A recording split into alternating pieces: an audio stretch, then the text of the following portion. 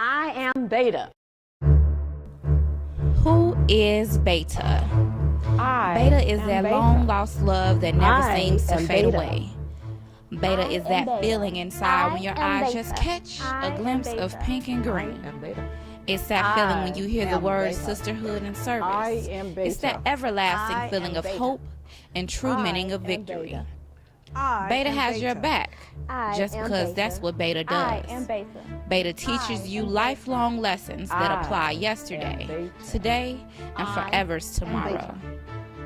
Beta silences crowded rooms simply because she is present. Beta made history, is history, and defines her story. She changed the face of what was known as mankind, all because she is too beautiful to be tainted by the snares of those that envy her, those that hope they possess such strength, such poise, such fortitude. See, there's a reason for her undeniable attitude. She may be listed as second on your list, but she is number one in our hearts. Dear Sister Ethel had a dream past the gates of Howard University, and oh, sweet Beta made it be. Chicago raised and internationally supreme.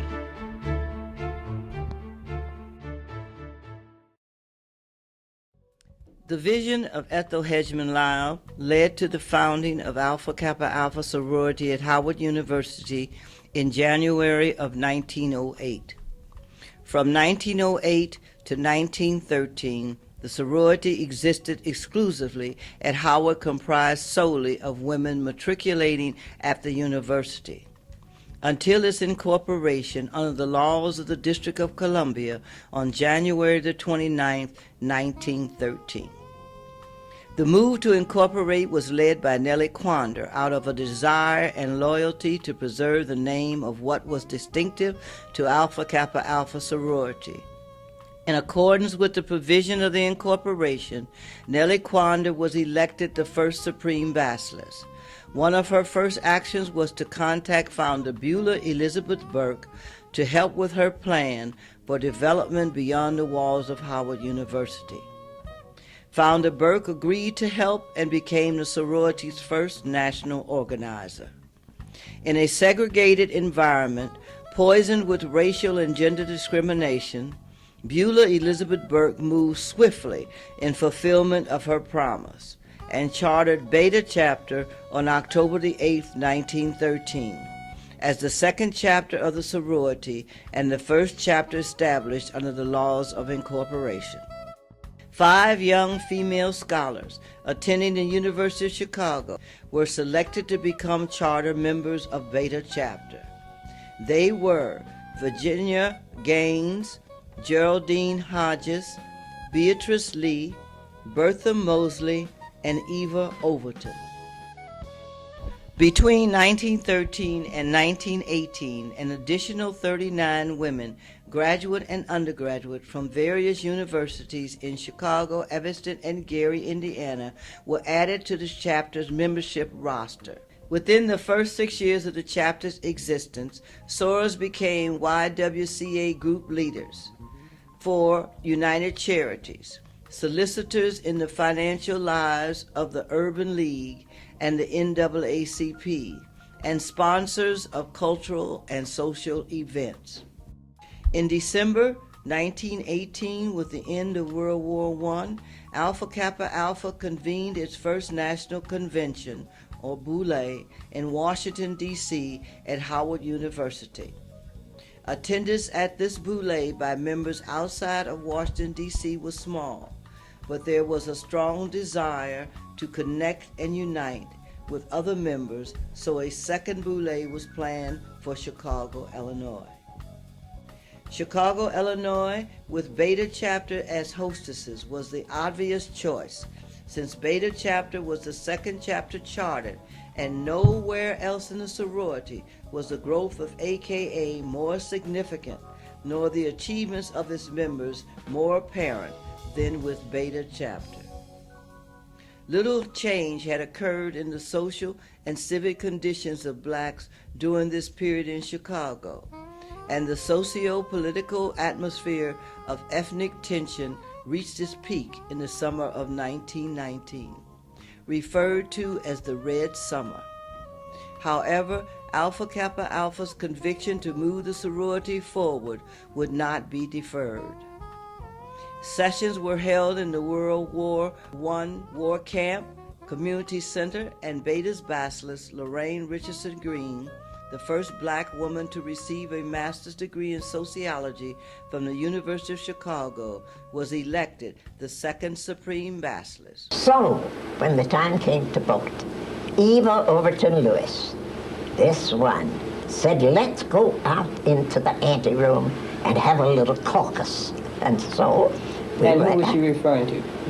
The whole The assembly Beta chapter. or Oh, Beta no, chapter? Beta chapter. She said, we're the hostess chapter, and we have more votes than any other chapter, so let's go out and plan some strategy for this election. So when you say politics, yes, politics in the first lay that I attended. So we sat down in this anteroom, and Eva stood up and said, as I look around this room, there is only one soror who has a master's degree. She has demonstrated her ability as a leader by being the basilisk of Beta chapter. So I nominate her for Supreme Basilisk. Who could say anything? So we went back to the boule. She got up and nominated me. Nobody said anything. And I was elected unanimously, practically by acclamation. She presided over 4 boules from 1920 to 1923. Then, on November 3, 1922, Lorraine Richardson Green chartered the first graduate chapter in Chicago and the 8th graduate chapter of the sorority. Beginning in the mid-1920s and lasting into the 1950s, Black Chicago experienced a cultural renaissance. Beta chapter presented cultural programs as a means of raising money to help improve social and economic conditions through community service programs and to provide scholarships for high school students. Beta chapter again dared to be first by breaking barriers and believing that there were no boundaries.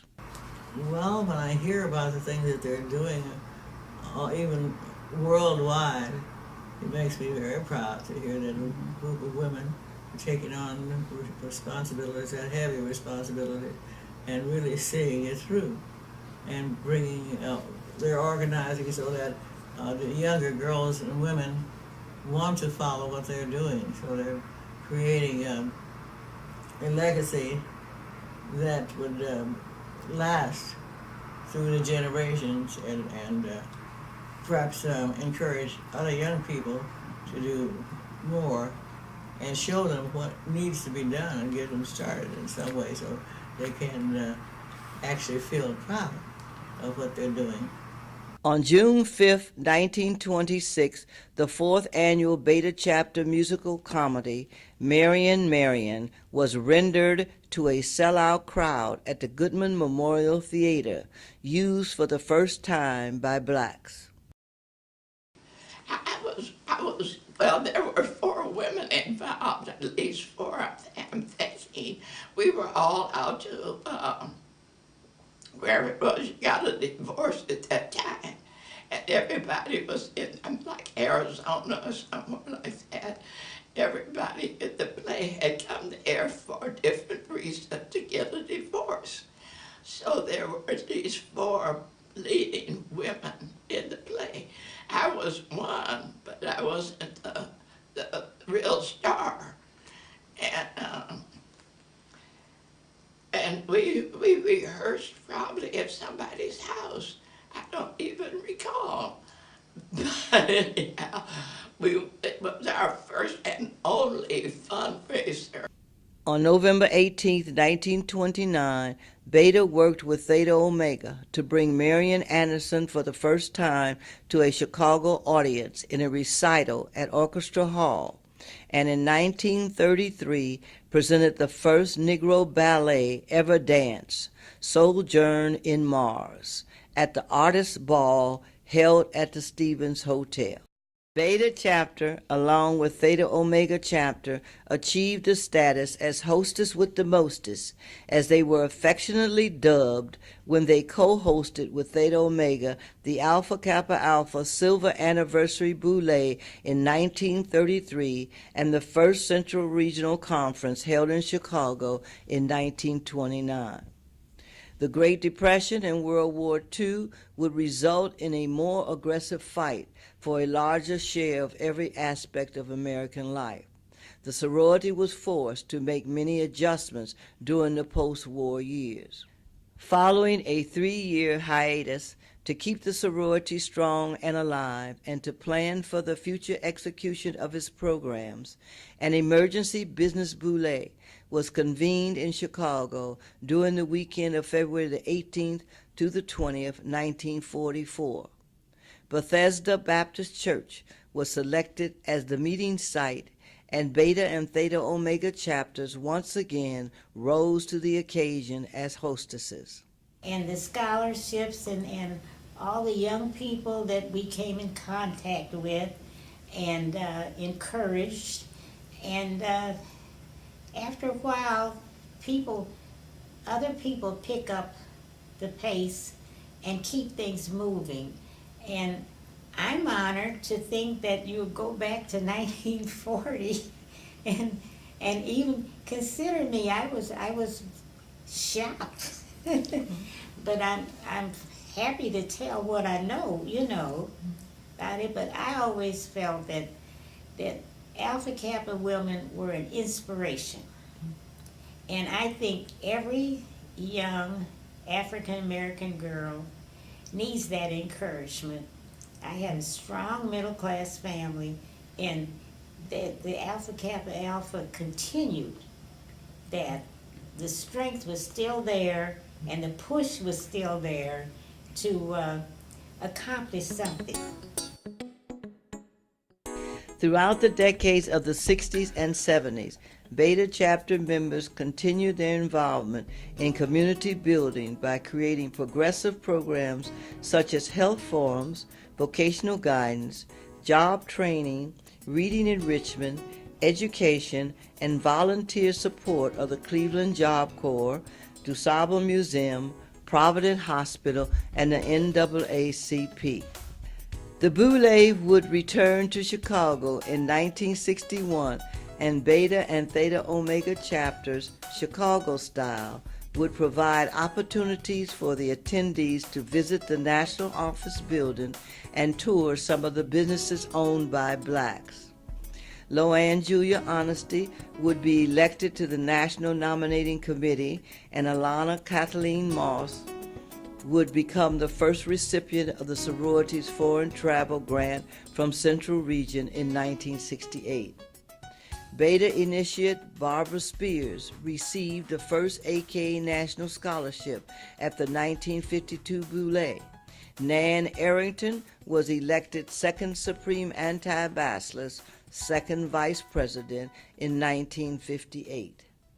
Lolita and I, we were the only two that didn't attend Chicago Teachers College. That's where the chapter was. We attended DePaul University, which was on the far north side. Chicago Teachers College was the far south. So we had to commute. And we just always felt as though we just weren't as important as the other girls. So what we compensated by studying all those rules and everything about the sorority. And whenever we took a test, Lolita and I always got the highest grades. We compensated that way.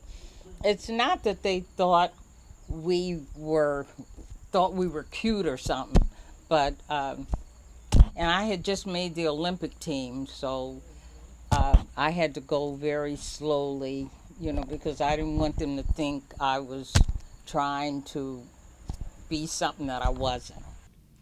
Beta Chapter's legacy is rich with collective efforts of many working and striving together in the accomplishment of great deeds.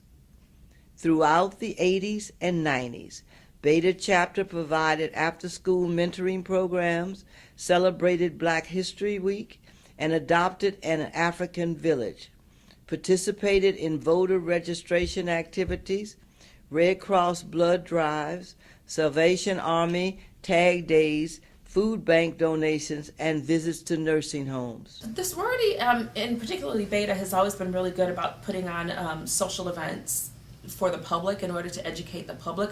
And I think it's just a matter of continuing that. But like you said, we need to be more proactive about using social media to get the message out.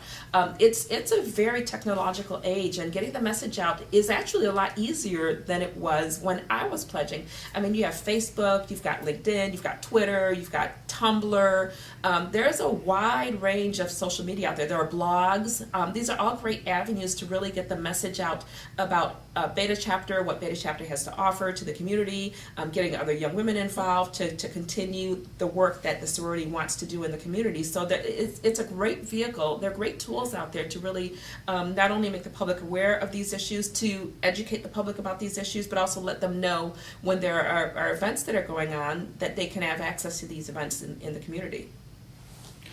To be a woman of Alpha Kappa Alpha today, I think is important, and it still holds a lot of weight, especially in a time where we're so concerned about who we are as women and who we are as African American women and our place in the world. At no other time have sorors had the opportunity to do some of the things that we're doing today, being doctors, lawyers, being amazing educators, being authors, being writers, being it's this amazing time where we can still show ourselves to be the first and the finest. And I think part of being an Alpha Kappa Alpha woman is blazing that trail and being a part of something bigger than yourself. As the 20th century neared the finish line and the 21st century was launched, Beta Chapter remained focused on problems still facing Black people around the world. The chapter sponsored educational and social activities on various college campuses throughout the city to draw attention to these problems. The chapter again jointly hosted the Central Regional Conference in 1997, and fittingly, the membership would return to Sweet Home Chicago in 1998 to close out the century with the 58th Boule. In 2001, the chapter presented political activist Sister Souljah, celebrated its 90th anniversary in 2003, collected donations and contributions to the Hurricane Katrina Disaster Relief Fund, organized and participated in Get Out the Vote and voter registration activities, celebrated Alpha Kappa Alpha centennial year and the election of the first Black president of the United States. Beta is proud of the chapter's history of service, its contributions to the Chicago and international community, its members who have gone on to serve the sorority as national officers and have chaired national international committees, and the chapter's role in making the world outside remember, cherish, and appreciate the ideals for which Alpha Kappa Alpha stands. Beta Chapter's 100 years existence stands as testimony to the fact that each Beta member left her imprint on the memories of those left behind, and that those who went before realized that their tomorrow and the tomorrow of many whom they would never know would be determined by the actions in which they participated.